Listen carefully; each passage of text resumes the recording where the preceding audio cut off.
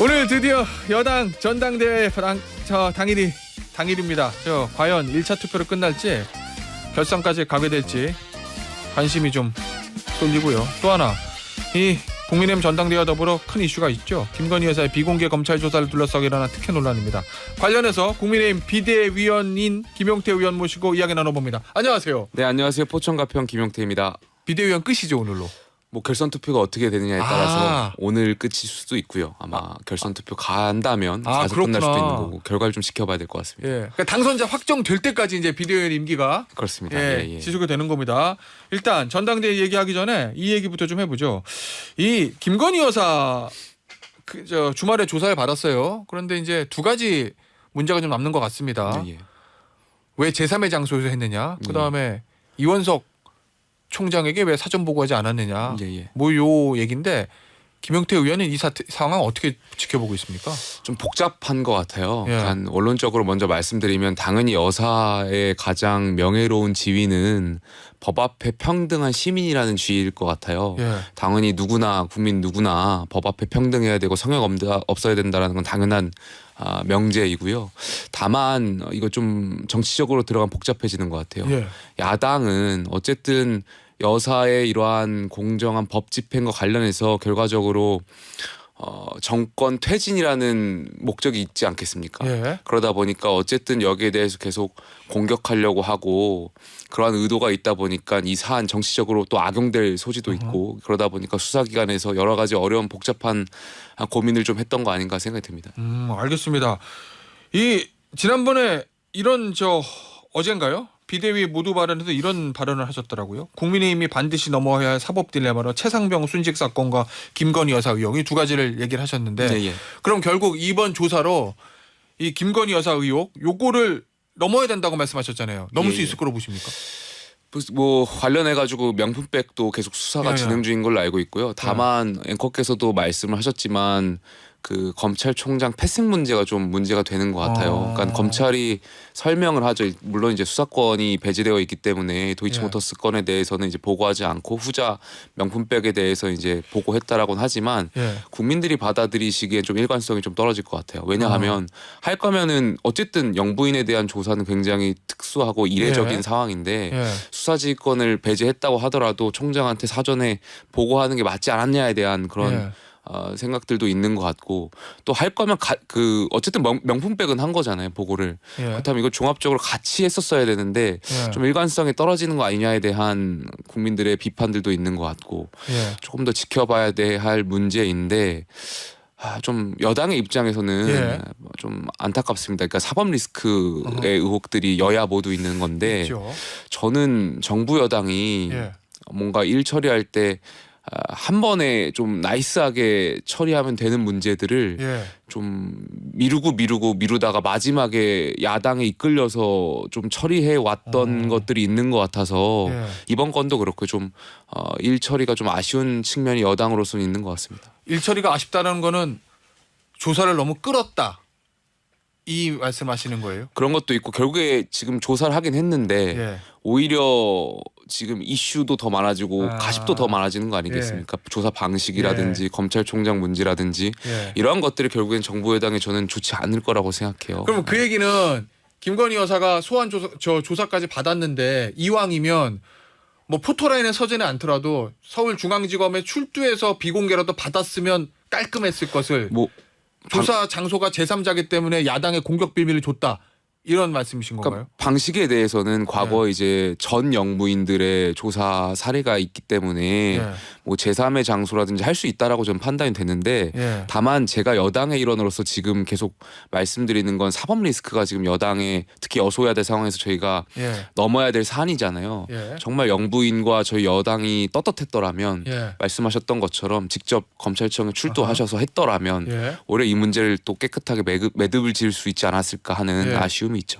결국 야당에서는 이거 뭐 특혜 조사다, 뭐 황제 조사다, 그리고 김건희 여사가 검찰을 소환했다, 뭐 이런 표현까지도 하던데 김건희 여사 관련된 특검법에 대한 공세는 더 심해질 거라고 보십니까? 그게 결국엔 야당이 이번 건과 관련해서 원하는 목적이다 보니까 예. 어떻게든 정권을 흠집내고 빨리 조기 대선으로 가려고 하고 그게 지금 뭐 방송사법이니 예. 계속 힘으로 밀어붙이는 여러 가지 뭐 노란봉투법이니 이게 국회 상황하고 다 결부되어 있는 것 같아요. 예. 그러다 보니까 이번 건도 분명히 야당은 또 정치적인 공세를 이어갈 것 같은데 저는 야당이 예. 자가당착에 빠지는 것 같아요. 자가당. 그러니까 말로는 먹사니즘이니 예. 뭐 먹고 사는 문제 민생을 해결해야 된다라고 말씀을 하시지만 지금 국회가 돌아가는 상황들을 보면 방송사법 뭐 이런 것들이 결국에는 정권 특히 언론 환경을 민주당에 유리하게 장악하기 위한 법안들인 거잖아요. 정치적인 법안들인 건데 그러니까 민주당이 말하는 구호가 맞지가 않다 보니까 자가당착에 빠지고 있는 거 아닌가 생각이 듭니다. 그 대통령실에서는 이번 조사로 김건희 여사에 대한 이제 사법 리스크 문제 이게 이제 잦아들 것을 기대하고 있다. 뭐 이런 저 표현이 나오더라고요. 어떻게 보세요, 의원님 보시기에 대통령실의 그 기대가 저 현실화될 수 있을까요? 아니면 오히려 야당의 공세의 빌미만 줄 것으로 보세요? 뭐 지금 상황에서는 야당의 공세가 더 강화될 것 같고요. 예. 다만 많은 국민들이 검찰이 분열되는 거 아닌가에 대한 우려를 갖고 있죠. 예. 그러니까 지금 검찰의 존립 위기인 거잖아요. 민주당이 뭐 기소청으로 만든다든지 뭐 그런 얘기들 하죠. 뭐 이런 상황에서 예. 대검과 서울중앙지검이 대치하고 있는 이런 모습들, 그러니까 오히려 검찰이 지금 내부 분열로 가고 뭐 일각에서는 어떤 파 말씀하시는 것 같은데 예. 그렇게 분열되는 거에 대한 우려를 갖고 계시죠. 알겠습니다.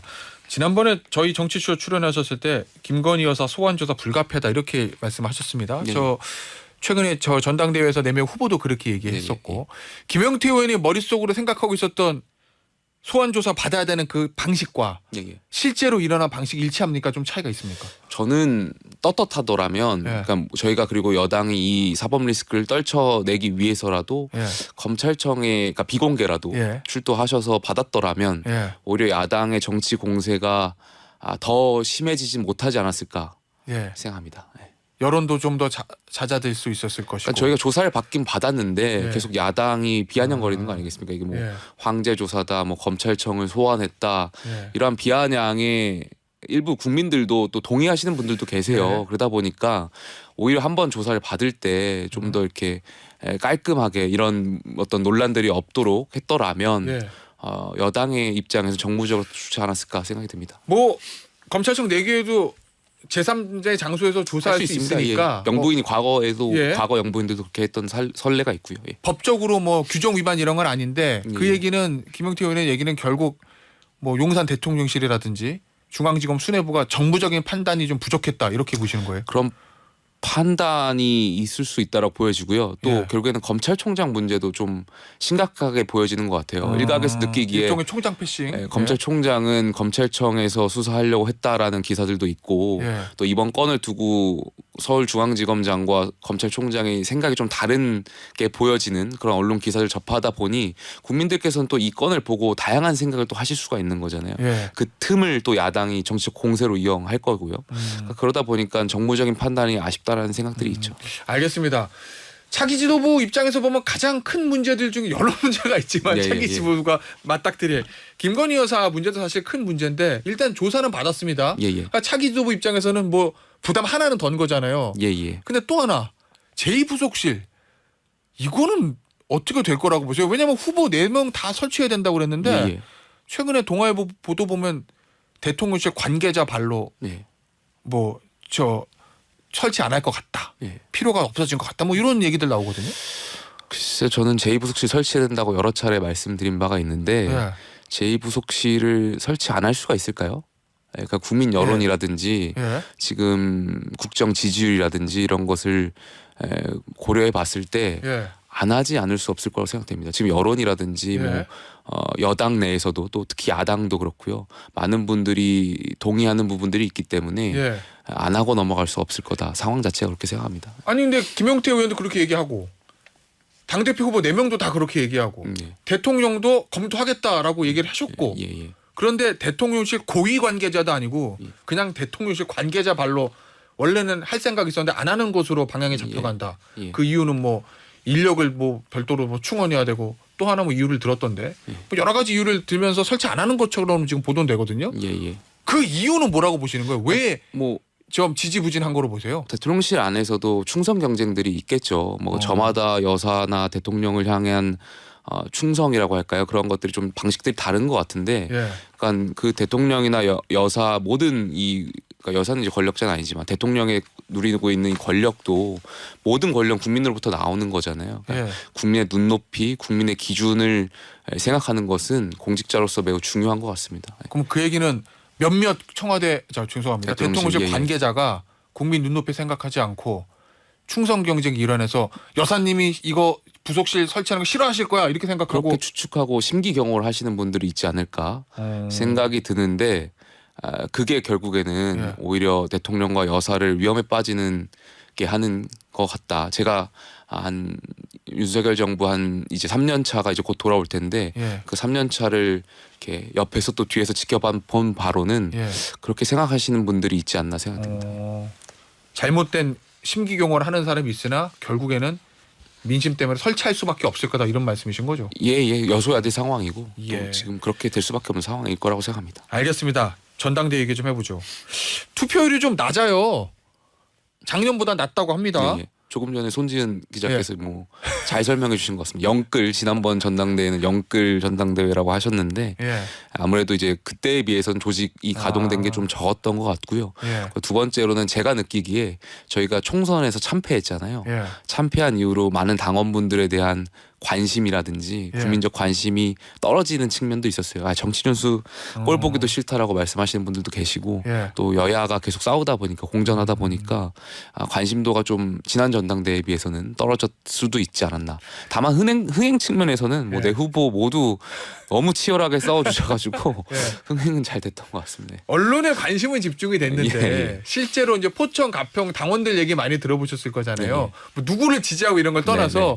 이번 전당대회 사실은 네거티브가 심하고 4명의 네. 후보의 충돌이 생각보다 강했거든요. 네. 그 장면을 보면서 당원들은 뭐라고 그러시던가요? 당원들은.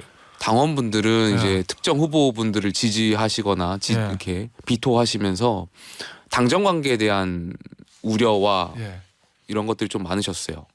그러니까 누가 되더라도 예. 당정 관계를 잘 이끌어 나갈 거다 생각하시는 분들도 있고, 예. 반면에 누가 되면 당정 관계 파탄 난다.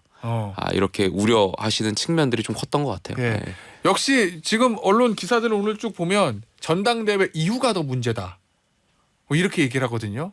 예. 역시 저 워낙 4명의 후보 사이에 특히 이제 한동훈 후보하고 초반에는 원희룡 후보, 후반에는 이제 나경원 네. 후보와의 충돌이 거세지면서 과연 전당대회 이후에 원팀이 될 수 있을 것인가 이런 우려가 나오는데 김용태 의원은 어떻게 보세요? 그러니까 하나가 화합할 수 돼야 있을까요? 되는데 그 네. 과제가 늘 쉽지 않았던 것 같아요. 당장 누가 되든 이 최상병 특검과 관련해서가 네. 이제 시험대에 올라갈 것 같아요. 그러니까 예. 뭐 이제 한동훈 후보가 좀 다른 의견을 갖고 계시고 나머지 세 분의 후보는 같은 의견이신 것 같은데, 예. 누가 되든 당내에서 이 문제가 의원들도 굉장히 심각하고 예민하게 바라보고 있는 문제거든요. 예. 하루빨리 공수처 수사 결과가 나와야 할 것 같은데, 예. 나와야지만 좀 특검에 대해서도 여당 내 좀 폭넓은 의견들이 오가지 않을까 생각되는데, 예. 예. 그 얘기는 원희룡 후보나 나경원 후보가 당선되면 어차피 최상병 특검법 계속 반대할 거니까 별 문제는 없을 수 있는데, 한동훈 후보가 대표가 되면 본인이 얘기했던 제3자가 추천권을 가지는 특검법을 발의하려고 했을 때 의원들이 어떻게 나올지 모르겠다 이 말씀이신 거죠? 그 앞서 말씀하신 뭐 원희룡, 나경원, 윤상현 후보 중에 누가 된다고 하더라도 예. 한동훈 후보의 특검 법안을 지지하신 또 당내 의원들이 계시잖아요. 예. 그러다 보면 이런 것이 이제 상충되면서 예. 재의결 요구라든지 아니면 추가적으로 또 다시 민주당이 뭐 이렇게 특검이 예. 부결되더라도 또 준비하겠다라고 말씀하시니까 이러한 예. 것들이 결과적으로 여당이 표 계산하는데 부담이 되는 상황이 올 수밖에 없고, 예. 그것이 이제 조금 전에 말씀하셨던 하나 되는 뭐 여러 예. 가지 판단에서 좀 의견들이 다양해질 수가 있죠. 의원님 보시기엔 그거 어떻게 풀어야 됩니까? 앞서 어제 얘기했던 국민의힘이 반드시 넘어야 할 사법 딜레마 두 개 중에 하나가 최상병 문제잖아요. 예. 어떻게 풀어야 된다고 보세요? 여당 의원들은 대체적으로 일단 공수처 수사 결과가 빨리 나와야 된다라고 판단하고 계세요. 공수처 수사가 지금 진행된 지 10개월이 넘었고 예. 국민적 관심 높잖아요. 예. 혹시 공수처가 지금 특검을 기다리는 거 아니야? 그러니까 이게 너무 권력적인 측면이나 이런 것들이 수사를 하다 보니까 부담스러워서 예. 오히려 수사를 좀 이렇게 천천히 하고 특검 빨리 정치권에서 특검을 통과하기를 바라는 거 아닌가에 대한 우려들도 있거든요. 예. 그러다 보니까 일단 공수수사 빨리 끝내고 예. 여기에 대해서 정말 부진하고 미진하면 여당 내에서도 특검에 대한 이야기가 나올 수가 있죠. 예. 당정 관계는 어떻게 될 거로 보세요? 새 대표 선출 이후에. 당정 관계 누가 되느냐에 따라서 조금 뭐 차이가 있을 수는 있겠지만 예, 저는 어차피 이제 선거가 끝났으니까요. 예. 한동훈 후보가 되면 예. 결국에는 대통령실에 레임덕이 올 수도 있다고 생각해요. 다만 그래요? 또 변화가 할 수가 있는 거고. 근데 이제 뭐 다른 후보들도 마찬가지겠지만 저는 결국에는 당원들이 판단한다고 생각돼요. 예. 그러니까 새로운 결국에 현재 권력과 미래 권력이 세게 충돌했던 선거 아니겠습니까? 예. 그러니까 저희 당원분들이 어떻게 판단하시냐, 약간 변화를 선택하시느냐, 예. 아니면 당정 관계가 정말 공고해지는 것을 선택하시느냐, 그건 유권자가 판단하실 몫이니까요. 예. 그건 좀 오늘 결과가 어떻게 나오든 모든 후보가 다 승복하고 거기에 따라서 하셔야겠죠. 예. 그러면 당원들의 뜻이 그렇기 때문에 용산 대통령실도 결국 그 당원의 뜻을 따라가야 된다 이런 말씀이신 거예요? 뭐 당연히 당원들이 선택하신 거에 대해서는 예. 예. 그러니까 누구나, 당원 누구나 또 예를 들면 당정은, 예. 원희룡 후보나 나경원 후보가 당선되면 아무래도 조금 아직 용산 대통령실 좀 우위에서는 구도가 될 거고 한동훈 후보가 당선되면 당이 좀 우위에서는 구도가 될 수도 있는데 예. 용산 대통령실도 그 흐름에 순응해야 된다. 뭐 어떻게 판단하실지는 모르겠지만 예. 당원들이 선택한 것에 대해서는 대통령실도 같이 따라와야 되지 않나 생각합니다. 알겠습니다. 이준석 개혁신당 의원이 예. 이런 얘기를 했습니다. 네네. 모든 문제는 딱 한 사람 때문이다. 예. 임기 단축 개헌 갑시다. 어떻게 보십니까? 이준석 의원의 이 얘기. 그러니까 뭐 4년 중임제에 대한 논의가 오래전부터 정치권에서 나왔었고 예. 저는 뭐 진지한 논의가 필요하다라는 데는 동의해요. 다만 예. 지금 이준석 의원이나 야당이 주장하는 4년 중임제라든지 여러 가지는 결국에는 감정적인 문제라든지 아니면 현임 대통령에 대한 예민한 문제를 끌고 들어갈 수밖에 없는 거잖아요. 그렇게 예. 되면 여야가 또 정치적으로 공방하고 진영 간 대결이 더 고착해질 수밖에 없어요. 예. 여당도 여당 내부죠. 야당 계속 그렇게 정권 흔들려고 한다면 여당도 어떻게든 정권을 지켜야 된다라는 당원으로서의 역할이 있기 때문에 충돌할 수밖에 없고요. 이 문제는 좀 이성적으로 접근해야 될 거라고 생각합니다. 이준석 의원의 문제 제기가 좀 순수하지 못한 측면이 있다 이런 취지신 건가요? 결국에는 정권을 공격하기 위한 그러니까 진정성이 의심받을 수도 있다라는 거죠. 그렇기 때문에 예. 이거는 또 차기 대통령 후보들이 예. 본인들의 공약이라든지 이런 걸로 내놨을 때 좀 진정성이 좀 되지 않을까 생각합니다. 알겠습니다. 의원님 결선 투표 갈 것 같아요? 안 갈 것 같아요? 이런 거 물어보면 안 되죠. 진짜 모르겠습니다. 정말요? 예, 진짜 모르겠습니다. 알겠습니다. 누가 될 것 같아요? 이런 것도 물어보면 안 되죠. 오늘 인터뷰는 여기서 마무리하도록 하겠습니다. 새 지도부 출범한 다음에 한 번 더 모셔서 얘기를 좀 들어보도록 하죠. 예, 감사합니다. 지금까지 국민의힘의 김영태 의원이었습니다. 감사합니다.